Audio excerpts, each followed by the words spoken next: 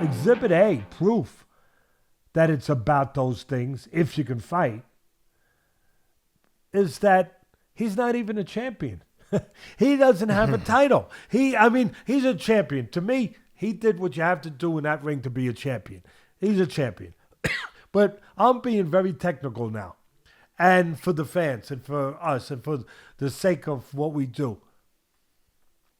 He doesn't have a title, a real legitimate title yet.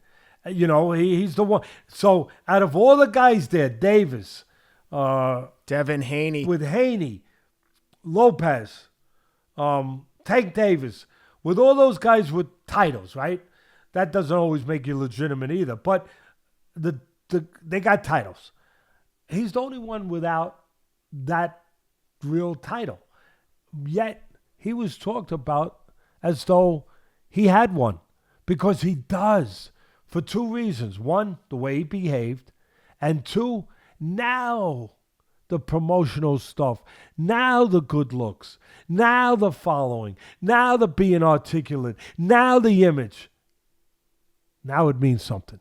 Now that's his title. He's got as legitimate a title, maybe more than all of them. That's the crazy. I know people are going to, good, come on. I know people are going to go, Lopez would do this. Davis would do this. Haney, go ahead. That's why you're a fan. That's great. That's great that you got these guys in one division, that you can argue, excuse me, and you can talk about these fights. That's great. But what I just said, it's true that he's got something that they don't have. They're talking about him already more than the others because he's got the ability to be the golden goose that lays the golden eggs, to be Canelo. He's got the chance to be that guy, to make that special money where they all want to fight him to get that money. That's his title. He's got that, whether they like it or not. And that's legitimate because he made it legitimate with the way he behaved. So now ask your question, Ken, because it's a Devin Haney. Devin Haney technically is the WBC champ at the weight, and but he was given that title because they elevated Lomachenko so they could make the Lopez fight. Blah blah blah.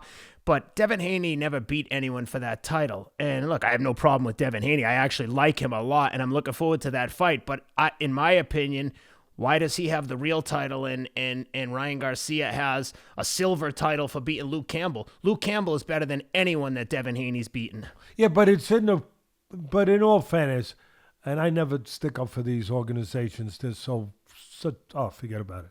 Don't get me started. But it is about who's there first. It is about who's online first. It is about the progression. And he was there at that time to fight for the title. So he's got it. So there's no arguing with me there. But because I wouldn't want to argue, because you don't have to.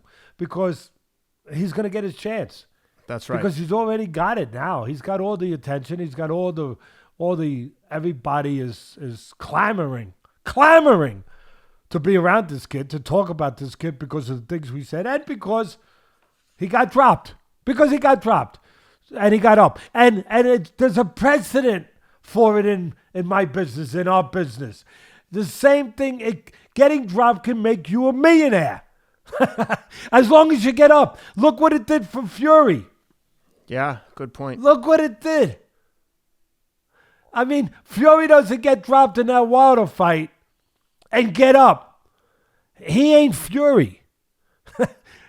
Actually, I'll go back even like another 10 or 15 years when he got dropped against Steve Cunningham on like a afternoon show on a random Saturday. I remember he got dropped by Steve Cunningham, and I was like, and he was a big loudmouth. I had never seen him before, and I was like, get this guy Cunningham. And Fury got up and then beat the crap out of him, and then that's when I became aware of Tyson Fury. But it was just a random card. But that's the first time he got up. And Cunningham was a cruiserweight. Yes. He had been a cruiserweight champ. He moved up in weight, but he was a smaller guy, cruiserweight. And look, again, not that we look to talk about this off of bringing this up, but again, it's got to do with a lot of people right there might have said, "Oh, the guy's got no chin." They would have been wrong. They would have been wrong. It's 100%. got to get what you get caught, where you get caught, how you get caught. And when I saw that fight, I thought Fury looked very raw. He was just wild in there. And at times, I still think he looks wild, but he's crafty. Quick question. So now they're talking about Garcia against Tank Davis, and they're looking at the knockdown. Oh, Luke Campbell knocked him down. If Tank catches him, he'll kill him. Tank's a puncher. That's a big if. True. If. Remember that word. That's a big word. Big word. Here's what I say before I get your opinion. Luke Campbell, again, is an Olympic gold medalist, and yes, he caught him, but I would say Tank Davis also was like, in a razor-thin fight when he finally caught up with Leo Santa Cruz, who was a 118-pounder coming up from 126 up to 130. Okay, he knocked him out cold, but Ryan Garcia is a huge step up in competition for Tank. Can he catch him clean? Because if he boxes the way he did against Santa Cruz, I think Ryan Garcia is going to land plenty of shots on Tank first. I don't know. It's a super intriguing fight to me, but I'm curious to hear, what do you think about that matchup? Listen, it's an interesting matchup. It's it's Frazier and Ali. Just to get to the point quick, to make to put optics out there. It's a guy that's the big puncher coming after you against a guy who's got to control the ring and box and use those skills and be that guy. But I will say, and then I'll get thoroughly to the point of where I want to go, but don't count Davis short on just being a seek and destroy guy. He's got instincts to counterpunch. I'm sure Ryan's smart enough to notice that. He's got instincts to counterpunch too. He's not just a walking guy. He's not just a puncher. He's more than that. He's much more skilled than that. And that's what finally got him to the chin of the smaller Santa Cruz. You're right. No doubt about it, Ken.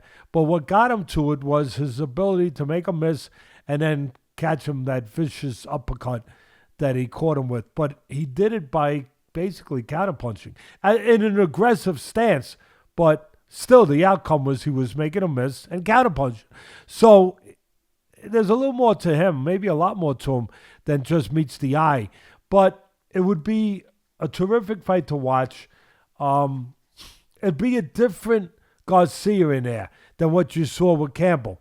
People have to understand that. If Davis is going to win, he has to understand that. And I think he does, because Mayweather is with him, and Mayweather is brilliant, and he'd make sure he understood if he didn't understand it. But I think instinctually, as a fighter, Davis would understand. That ain't the Garcia you're going to see. He proved what he's going to prove, and he had to prove. He ain't in there to prove that he could get up off the floor against Davis, because you don't want to do that with a puncher, because it's a whole different caliber puncher. There's no doubt about that. But the key is, that ain't the guy you're going to see in the ring if he does get in there eventually with Davis, because he fed that beast already, as I said earlier. He fed that beast. He answered that question for himself. Now it's going to be kept in its place. Now he's going to bring out the guy that he's got to bring out if he's going to move forward and be the terrific fighter he wants to be, to have the terrific, great career that he wants to have. He's, rather than just have one big night, he's going to have to be that guy that does the things that he's good at, that his abilities are there to do, that his abilities are the kind of abilities that have to be used in a way that he's used them to get to this place, where he's a counterpuncher, where he uses that long reach with the jab, where he controls range, where he keeps the shorter Davis in the geometry that's bad for Davis and good for Garcia, where he keeps him one step behind him all night, where he keeps him on the outside, makes him pay a price, as I used to say on ESPN corner fights, where he's like a real estate agent. That's what Garcia has to be, where he controls real estate, where he charges the customer to get in. He doesn't charge them, money. He charges them punches. Oh, you wanna eat up 3 feet of my real estate? Okay, it's gonna cost you 4 punches before you get in. He's got to be that guy, and he will be that guy. And if Davis can be what he needs to be to still get to him and land the big shot, it'll be a hell of an interesting thing to see that. But it's a big if, because it's all about, can Davis close the gaps, because it won't be like it was with Campbell. He won't be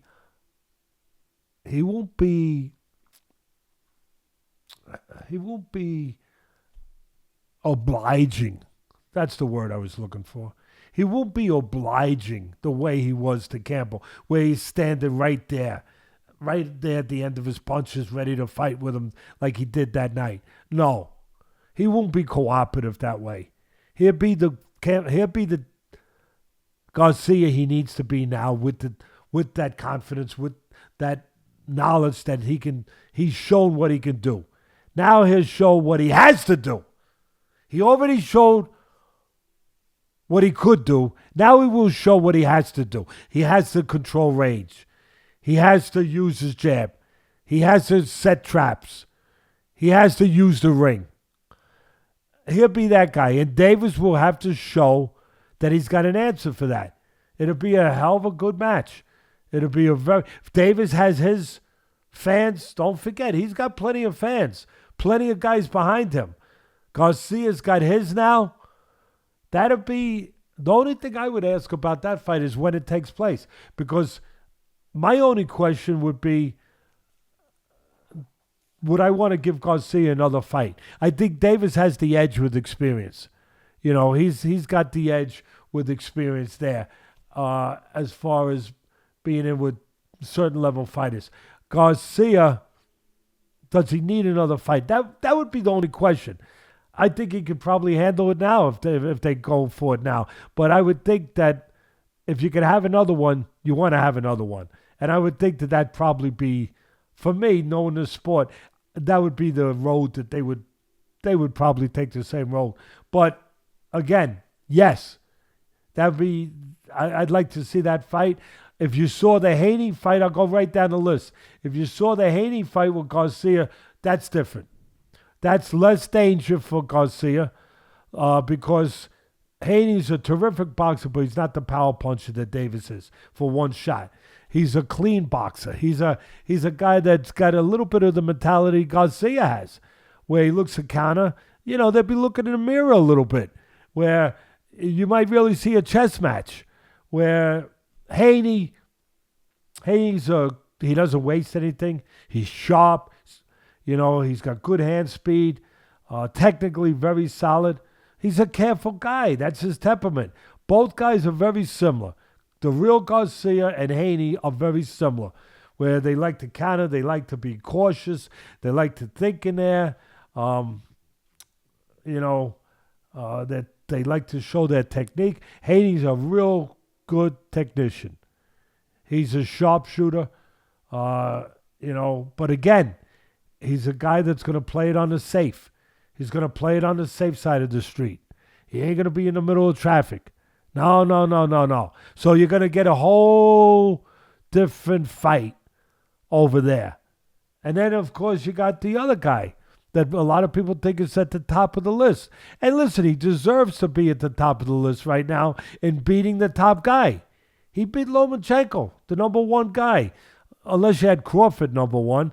But either way, or you had Canelo number one. But either way, Lomachenko was one of the top 3 guys. He beat him. Lopez went out there, and he's a young kid, just like Garcia. He's 22 years old or 23, whatever. But he's a young kid where there's a lot of upside. How will he grow? How will he continue to grow? Will he grow from that performance, or will that performance get to his head, and that'll be be a letdown after beating Lomachenko? He'll never have that performance again. Which way is he going to go? But that would be an interesting fight. In that fight, the way I would size that one up, again, you'd have to have Garcia controlling range. looking to take advantage of, force Lopez to do what Lopez forced Lomachenko to do. Come in. Come. You want it? Come get it. To come in and take chances coming in. Well, now Lopez, because of the size, because of Garcia's physical assets being longer, taller, right?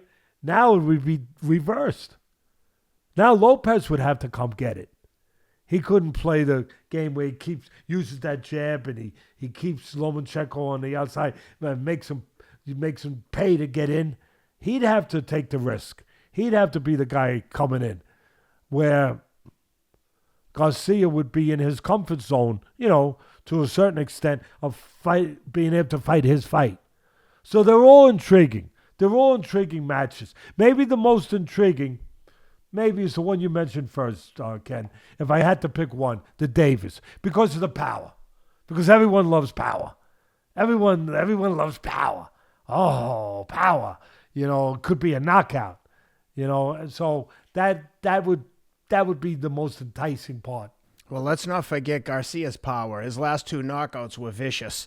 Oh, listen, Garcia, I said going into this fight, listen, neither guy had physicality. Neither one of them. They're wiry guys. Him and Campbell, they didn't have physicality. But there was an excuse to a certain extent that you have to figure in, if you know what you're trying to figure in this game. You have to figure it in. And what that was Garcia was only 22. His body hadn't matured yet. He didn't get that man strength yet, where people talk about it, that man strength. But you know what? On that night, I saw a difference. It looked like he got his man strength. It looked like his body had changed. It looked like it was maturing. It looked like it was getting stronger. He looked like the stronger. I figured he'd be the stronger guy. But he wasn't known for physicality. As I said, neither guy was. But that night, you could see his body's starting to fill out. And he looks stronger. Maybe he's on a weight program too, whatever. But he's starting to fill out. And you could see he had the edge and strength. And he knew it. He was stronger here and he was stronger here. He felt like the stronger guy here. And that was important. That was important. And Reynoso, his trainer, maybe he did that. He put him on a weight program, whatever. But it was important. Because he had to be the boss that night. He had to feel, like you said at the beginning, he could push the guy around. And he did. He did feel like that. He made that mistake, but he overcame it. But he did feel like that. He pushed the guy around. And he did show strength. And he'll continue to show strength. He'll never have the physique of Tank Davis. It's a whole different genetics. But he's got his own strength. And there was no doubt who the puncher was in that fight. It was never Campbell. It was always Garcia. Garcia just doesn't present himself the way people are comfortable with looking at punches, where they're seeing Mike Tyson, Joe Frazier, George Foreman. But the most dangerous punches in the history of the sport, really, put those guys aside, have been wiry guys, thin guys. They get leverage. I always talked about that on ESPN. They get torque. They get leverage in their punches. Bob Foster, the great light heavyweight champ. Oh, my God. Oh, what a puncher. Alexis Arguello. Carlos Zarate, the bantamweight champion. Oh, well, these guys were like this. They looked like they needed a meal. Ken, you would have invited, you're a kind guy, you would have invited him in your house for a meal. You said, come in here. You got to eat something. Come on.